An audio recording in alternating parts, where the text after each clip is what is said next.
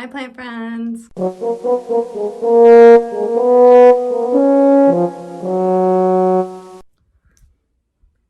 Welcome back to my channel. I'm Tiffany, this is Where the Redford Grows. And this is day 2 of Vlogmas. I had a very long, boring day of, oh my god, very labor-intensive editing.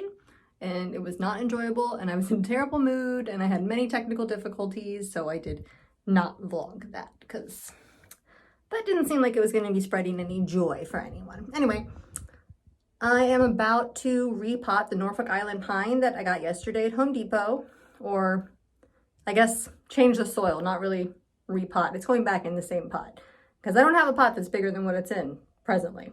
So we're just going to freshen up the soil really quickly, and probably do the decorating tomorrow, actually, for day 3 of Vlogmas, because it's getting a little bit late. The day got away from me, and I need to get myself calmed down. Honestly, it's been a day. I need to get myself together. I want to like listen to a little music, relax a little bit before I get ready for this week at work. So I will see you in a few minutes to repot the Norfolk Island Pine.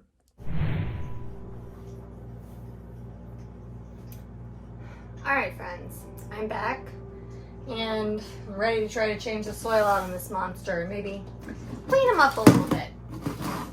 I have some soil amendments here that we're going to be mixing together for this. This plant is indigenous to Australia, to Norfolk Island in Australia, hence the name Norfolk Island Pine. So it's on like basically almost like on the sides of cliffs in this area. So it actually can take, in its natural habitat, a great deal of different kinds of weather. It can take very extreme weather, so it doesn't see a lot of sunshine throughout the year, and it's a kind of a rainy, tempestuous area as far as the climate goes. So usually they like a little bit of a darker area, and they like their soil to be moist-ish, but you should let the soil dry all the way out before you water it. If they get overwatered, they will actually, it'll like dry up the foliage. So wait for it to get a little droopy before you water it. Depending on how dark of an area you have yours in will be a factor in how often you need to water, but you can just use, you know, like your finger, or I like to use a moisture meter. What? A moisture meter, because I'm a very anxious person and I always start questioning myself, like, is this moist or is this just cold? Anyway. If you use a moisture meter, it takes out any of the guesswork and you can just know for sure. And I just wait till it dries out all the way. And, all right, like I said before, we're not gonna put it in a bigger pot, even though there is a root coming out here, a little root. I don't know if you can see that. It's a root. Oh my goodness. Okay. Getting ahead of myself. Let's mix up a little bit of soil first. So I just have some organic potting soil here. This is the cover pot that it came in. I went and got some of this. All right, so part 1. Yeah. This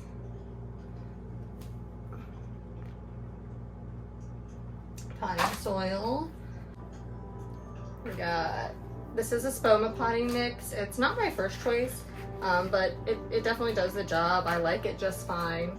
I just happen to have a large bag of it that was left over from another project this past summer, so we're just using this until it runs out. All right. That. I'm also going to add some Mosquito Bits. They help keep away the fungus gnats, and it is that time of year because it takes your soil longer to dry out in the winter because the plants aren't being exposed to as much sunlight. It takes the soil longer to dry, so they're more prone to being a little breeding ground for fungus gnat larvae. And oh, sorry, didn't show you. Next thing is the charcoal. Boop, boop.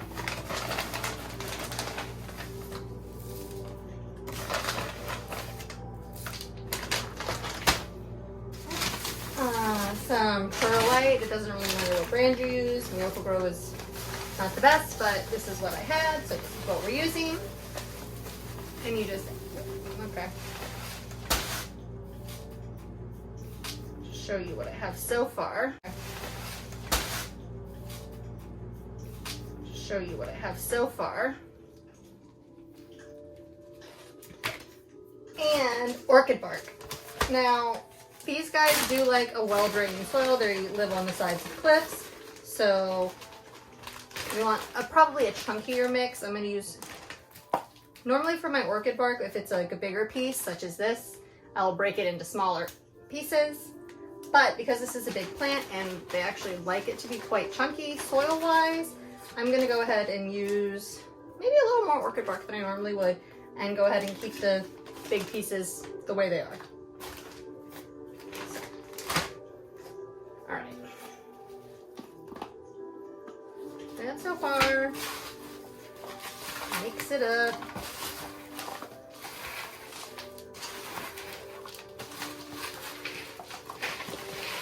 Ideally, I would be doing this in a larger container. Ideally, I would be doing this in a larger container. So I might actually have to make a second batch of this to have enough soil for a plant this size, but we're gonna just make it work. Might just have to do 2 batches, and that's fine. So, friends, what kind of holiday traditions do you and your people do? Are there like, do you do something traditional, like going to have dinner and stuff with your family, or do you do something more low-key? What do you like to do? I like to do something low-key. We usually watch Home Alone, or Home Alone 2. That's the one my husband likes. And honestly, I have a holiday childhood trauma, so anything low-key, low maintenance, low stakes, I'm all about it. And I'm really trying to just get the joy of the holidays back. So I've mixed up that soil.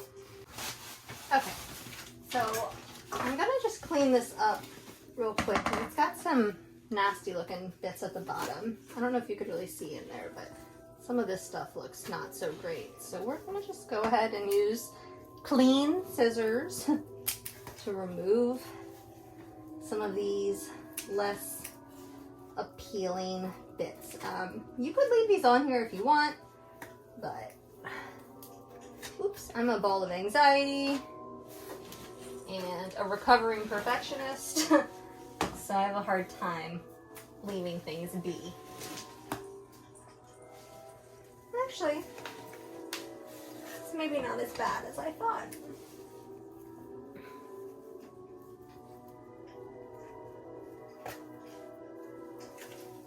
Alright, this side looks healthier. One piece is sad. Okay, a couple sad pieces. If I just shake it, if anything comes off.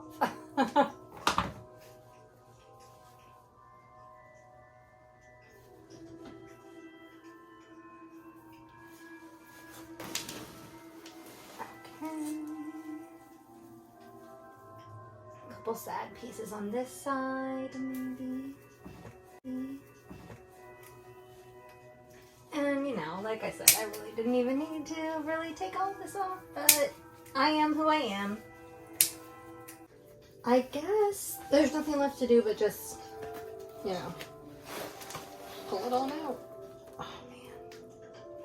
Okay, so.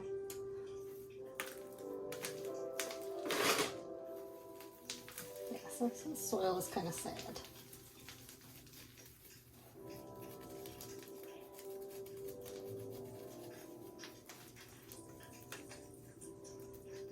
So this is actually quite root bound. Shoot, I wish I had a bigger pot. I just don't. I just don't.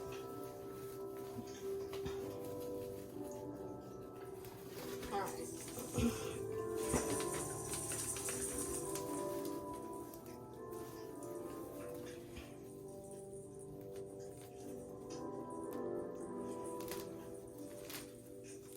Alright, I'm just gonna grab these roots a little bit and sort of massage them so they know they can, I know I am ripping them a little at the bottom, but this does have a substantial root mass, And I feel like it's going to be okay. So,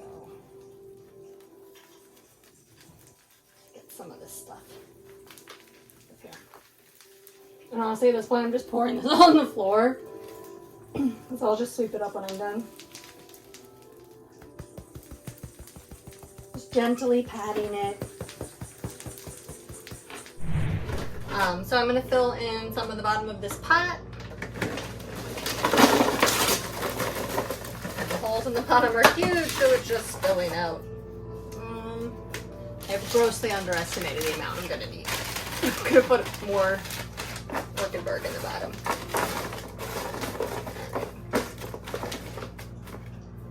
Okay.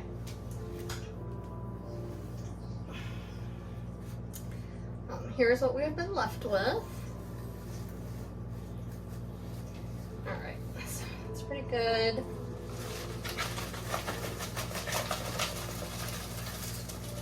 I'm gonna backfill, and I'm gonna need a lot more soil. Well, maybe not a lot more. Some more. Please don't fall over.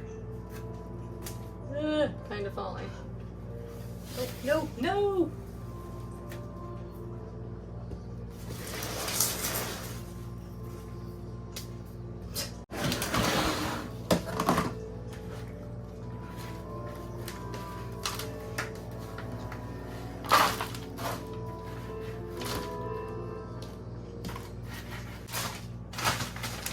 Hello! I'm gonna have to just edit this part out. I'm getting stuff everywhere. It's fine. I'm gonna take a shower after this anyway. More mosquito bits. Another handful of charcoal. Cool. Alright. Mixing it up.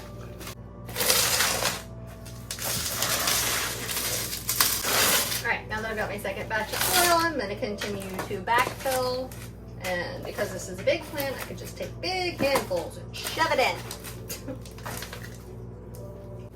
I'm just going to sort of wiggle it around so that the soil will hopefully fall down into the root mass as much as it can. You want, you don't want soil just on the outside of the root ball. You want it down within the roots so that this part is going to be the part that absorbs the water for the roots to suck up. And if it's just on the outside of the roots and not within them, those inner roots aren't going to get enough to drink. And you're going to have problems. Almost done here. It's looking good.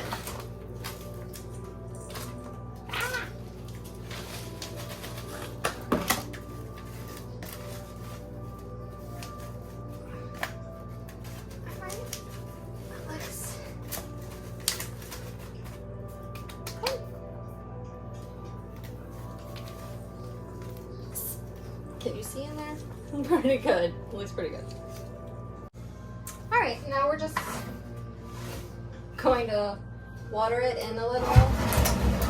I have some distilled water. I'm going to add a little bit of Liqui-Dirt to it. It says Liqui-Dirt. I will put the information for this amazing dream fertilizer in the link down below. I just followed the instructions that are on the package, which are a little convoluted, so make sure you read them carefully and follow them exactly. Just put a little splashy splash in there. And because it's not the growing season, I'm going to use, I'm going to continue to fertilize them. I'm going to use a little bit less.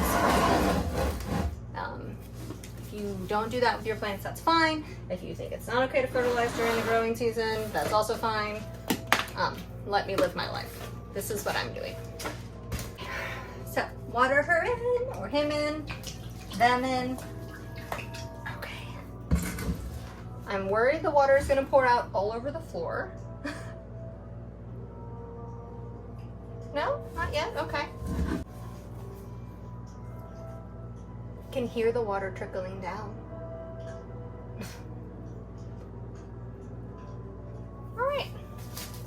pretty good. I'm gonna leave it sit here for just a minute because my cash po is full of soil and I need to put that somewhere else. Anyway, thanks for watching this repotting video with me, friends. If you have any additional care tips, things that I didn't cover, or anything that's like your personal wisdom from your journey with a Norfolk Island pine, please leave that down in the comments for me. We are all learning and growing. No one is perfect here. Certainly not myself. Thank you for joining me for Vlogmas Day 2. We have there are 12 days. 12 minus 2 is 10. 10 more days left in Vlogmas. Thanks for joining me. I hope you're having a good holiday season. You can follow me on Instagram at Where the Redford Grows. If you liked this video, please click the thumbs up and subscribe to my channel for future content. Thanks again. I'll see you in the next one. Bye.